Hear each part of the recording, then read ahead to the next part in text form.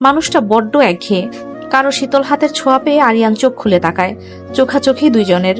নিতু শানিত কণ্ঠে বলেছিলাম না তখন ওষুধ খেলেন না, দেখেন এবার জ্বর এলো তো কি হতো আমার কথা শুনলে। আরিয়ান নিরুত্তর রইল, গভীর দৃষ্টিতে তাকালো নিতুর চিবুকের ওপরে। নিতু প্রখর কণ্ঠে আরো কিছু কড়া কথা শোনাতে যাচ্ছিল, কিন্তু তার পূর্বেই আরিয়ান তার হাতের তর্জনী উঁচিয়ে ধরে নিতুর অধরের মাঝ বরাবর চেপে ধরে ক্ষীণ কণ্ঠে বলে উঠল, কোনো কথা না। নিতু থমকালো, পিটপিট করে তাকালো। পর মুহূর্তেই আরিয়ানের গভীর দৃষ্টির ফাঁদে বাধা পড়ল সে। দুজনের মধ্যকার দূরত্ব একেবারেই ক্ষীণ। আরিয়ানের অবাধ্য আঙ্গুলের ডগা কিয়ৎক্ষণ বিচরণ করলো নিতুর অধরের চারপাশে। তপ্ত সেই স্পর্শ। হঠাৎ কি হলো কে জানে, চোখের পলকেই আরিয়ান নিতুর হাত ধরে টেনে তাকে নিজের ওপর ফেলে। নিতুর গলদেশে হাত গলিয়ে সন্তর্পণে নিতুর অধরে নিজের অধর ছুঁয়ে দেয়। কালক্রমে নিতু অবাক হওয়াও যেন ভুলে গেল। বিবশ, ব্যগ্র, বিমূর অনুভব সব মিশ্রিত হওয়া মাত্র নিতু নিবিড় হলো। ক্ষণেই নেত্রপল্লব বন্ধ হয়ে এলো তার। কিয়ৎকাল পর আরিয়ান সরে আসতে নিতু লম্বা নিঃশ্বাস নিল। লজ্জায় চোখ তুলতে পারল না ভুলেও। প্রথম প্রেমালিঙ্গন, প্রেমানুভূতি, প্রথম স্পর্শানুভূতি যে তীক্ষ্ণ প্রখর শানিত হয় তা নিতুর জানা ছিল না। আরিয়ান নিতুর মুখপানে তাকালো। নীল রাঙা আলোয় নিতুর রক্তিম মুখটি স্পষ্ট ঝলমল করছে। আরিয়ান বেসামাল হলো। নিভৃতেই মুখ গুজল নিতুর গলদেশে। মুহূর্তেই গাঢ় প্রণয়ের লালাভ স্পর্শ স্থাপন করলো সেখানে। আকাশটা আজ ধোঁয়াটে, কৃষ্ণ মেঘে আবৃত আকাশ। কাদামাখা রাস্তাঘাট জানান দিচ্ছে বর্ষা এসে গেছে।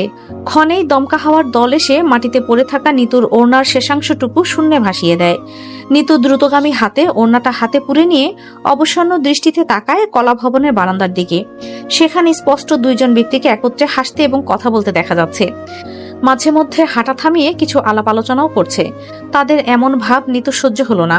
মনে ঈর্ষার আগুন জ্বলে উঠল। সে দৃষ্টি সরাতে চাইল, কিন্তু পারল না।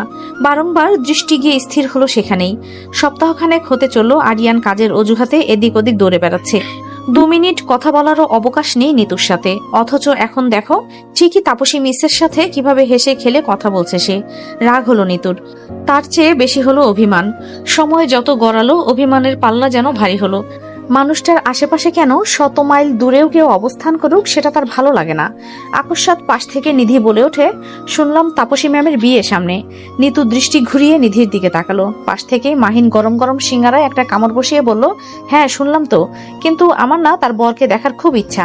আমি দেখতে চাই কোন হতভাগার কপাল ফাটলো। স্বামী হেসে বলে, জারি ফাটছে। সে যে সারা জীবন কেঁদে কুল পাবে না তা নিশ্চিত। কেয়া সন্দিহান কণ্ঠে বলে, আমার না সন্দেহ হচ্ছে তাপসী ম্যামের বর আবার আমাদের আরিয়ান স্যার না তো? কয়েকদিন যাবৎ ধরে তাদের একসাথে বেশি দেখা যাচ্ছে। আর আমার জানা মতে আরিয়ান স্যার এখনো ব্যাচেলারই, চান্স আছে। নিধির কৌতূহলী কণ্ঠ, হলে হতেও পারে। তাদের মধ্যকার সম্পর্ক বেশ রহস্যময়ী। তবে দুইজনের বিয়ে হলে একদম ফার্স্ট ক্লাস হবে। হিটলারের ভাগ্যে হিটলারই জুটবে। নিধির শেষ উক্তিটি শুনে নিতুর মেজাজ বিগড়ে গেল। সে উচ্চস্বরে বলে উঠল, সারাক্ষণ আজেরা পেঁচাল না পারলে তোর হয় না। কার সাথে কার জোড়া লাগাস তুই? নিধি অবাক হয়ে বলে, আরে ভাই এত রাগছিস কেন তুই? এখানে রাগার কি আছে ভাই, মজা করছি সকলে। নিতু কপট রাগ দেখিয়ে বলে উঠল, রাগ হওয়ার মতো কথা বলে রাগ না করে কি লুঙ্গি ডান্স দিব? পরবর্তীতে আমার সামনে এসব আজে বাজে কথা বলবি না। And for your kind information, Aryan sir already married, তার বউ আছে। অতপর এক মুহূর্ত বিলম্ব না করে নিজের ব্যাগ কাঁধে চেপে লম্বা লম্বা পা ফেলে নিজের ক্লাসের দিকে চলে যায়। আপাতত মেজাজ তার আগ্নেয়গিরির উচ্চতর মাত্রার উত্তাপে তপ্ত হয়ে আছে। কখন যে কে এর বিস্ফোরণের শিকার হবে কে জানে। ক্লাস শেষ হতে হতে আকাশের বুক চিরে আবির্ভাব হলো এক পশলা বৃষ্টির। প্রকৃতি মেতে উঠল বৃষ্টি স্নাতে। নিতু হাতের মুঠোয় ছাতা চেপে ধরে দাঁড়ালো কাদামাটি বিশিষ্ট স্যাঁতসেঁতে রাস্তার ধারে। খোঁজ করলো রিক্সার, কিন্তু পেল না একটাও। যাও 2-1টা রিক্সা পেয়েছিল, সেটার মধ্যে একজন ভাড়া চাচ্ছিল আকাশ সমান, আরেকজন যাবে না।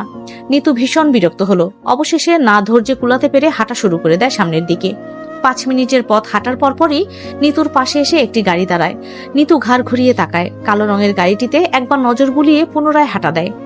গাড়িটি পেছন থেকে 2-3 বার হর্ন বাজায়, কিন্তু নিতু সেটা আমলে নেয় না। আবার হর্ন বাজাতে নিতু থামে, ক্ষিপ্ত হয়ে পেছন ফিরে তাকায়। কিছু বলার পূর্বেই গাড়ির দরজা খুলে আরিয়ান নেমে আসে। বৃষ্টির শৈথিল্য ভেজাতে ব্যস্ত হয়ে পড়ে কৃষ্ণ মানবটির আয়রন করা সবুজাভ শার্টটি। আরিয়ান নিতুর কাছে এসে ওর হাত চেপে ধরে বলে, গাড়িতে ওঠো, গাড়িতে ওঠো। নিতু একবার অভিমানী দৃষ্টিতে আরিয়ানের পানে তাকালো। বৃষ্টির বেগ খানিকটা তীব্র দেখে নিভৃতে ধরে থাকা ছাতাটা কিছুটা হেলিয়ে দিল আরিয়ানের দিকে।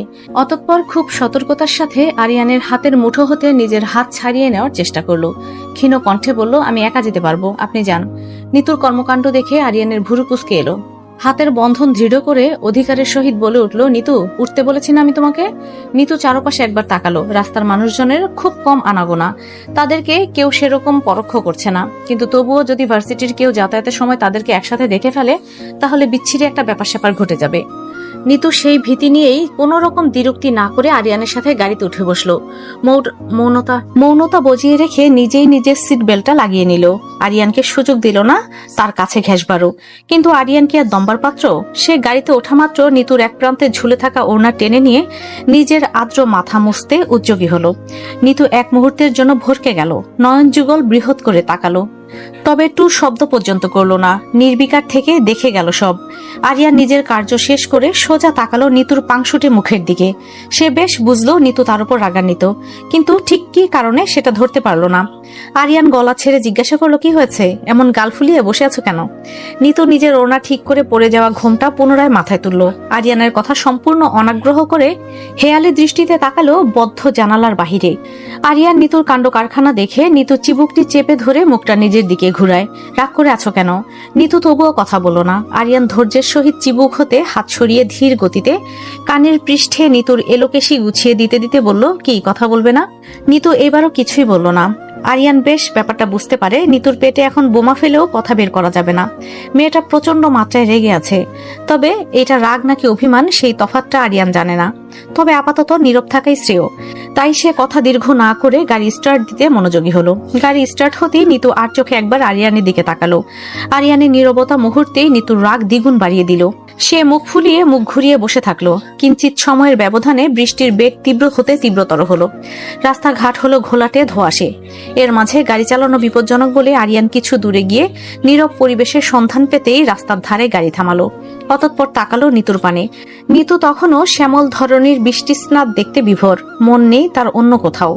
আরিয়ান বেশ কিছু মুহূর্ত নীরব থেকে নিতুর বাহু ধরে টেনে নিজের দিকে টেনে ঘুরালো। আর কতক্ষণ চুপ থাকবে? এত রাগ কিসের ওপর শুনি?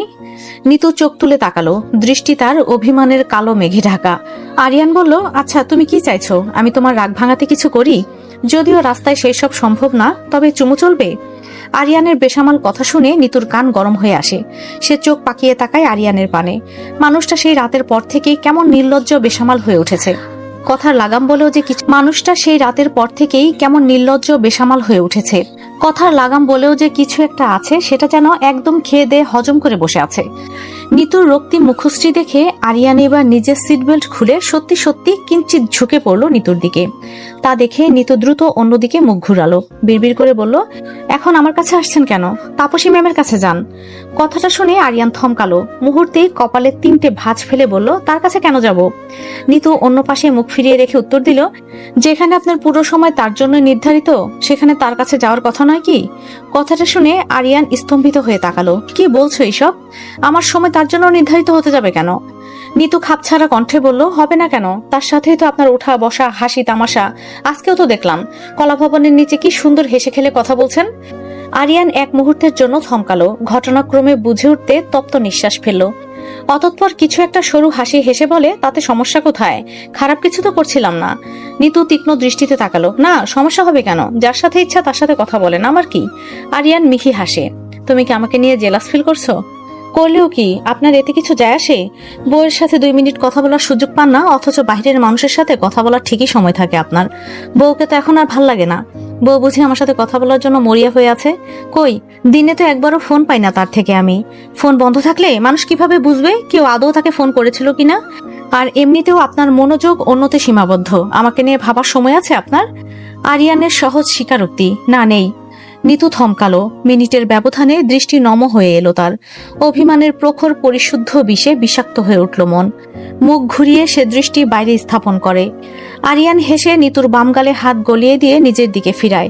মন্থর কণ্ঠে বলে, ভাবার সময় তো তখন পাবো যখন তুমি আমার ভাবনা থেকে দূরে যাবে। তোমাকে নিয়ে আমার কত দুশ্চিন্তা জানো? তুমি চলাফেরা করো বড্ড হেয়ালিতে। এই যে পরশুদিন পেঁয়াজ কাটতে গিয়ে নিজের হাত কেটে ফেলেছো, আবার সেদিন রিকশাতে ওঠার সময় হাঁটুতে ব্যথা পেয়েছো। এতে যে আমি কতটা ব্যথিত হয়েছি সেই খবর আছে? আবার কখন যে কি করে বসো সেই নিয়ে আশঙ্কায় থাকি আমি। আরিয়ান এসব খবর কিভাবে জানে সেই কথাটা নিতুর খেয়ালে এলো না। সে অভিমানের রেশ ধরেই একঘেয়ে কণ্ঠে বলল, আমাকে নিয়ে না ভাবলেই তো হয়, এত চিন্তার মানে হয় না।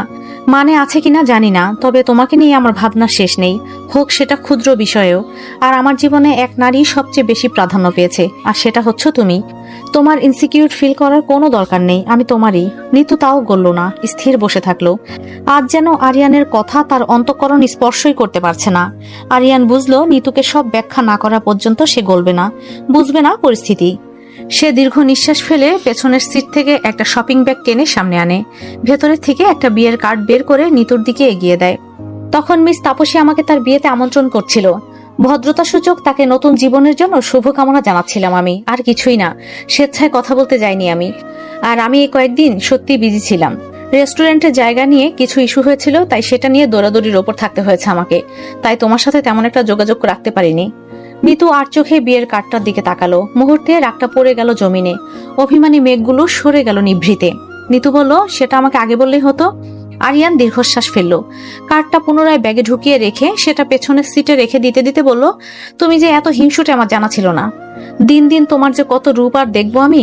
নিতু নাক ফুলিয়ে বলে, বেশ, তবে আজ যদি আমাকে কোনো ছেলের সাথে হেসে খেলে বেড়াতে দেখতেন তখন আপনি কি করতেন শুনি? তার সাথে আমার বিয়ে পড়িয়ে দিতেন? আরিয়ান নিতুর সান্নিধ্যে এসে তার কানের কাছে মুখ স্থির করে বলে, কি করতাম তখনই না হয় দেখো। তবে আমাকে বেশি ভালো মনে করো না, আমি কিন্তু তোমার ভাবনার চাইতেও বেশি খারাপ একজন কেউ। সময় গড়ালো প্রবাহমান স্রোতের ন্যায়। দিন কাল পেরিয়ে নতুন মাসের আবির্ভাবের সাথে আগমন হলো রমজান মাসের। পরিবেশটা হলো অন্যরকম। সময়সূচি বদলালো সকলের। ছাত্রছাত্রীদের ছুটির মৌসুম চলায় তাদের সময় যেন আরামে যেতে শুরু করলো।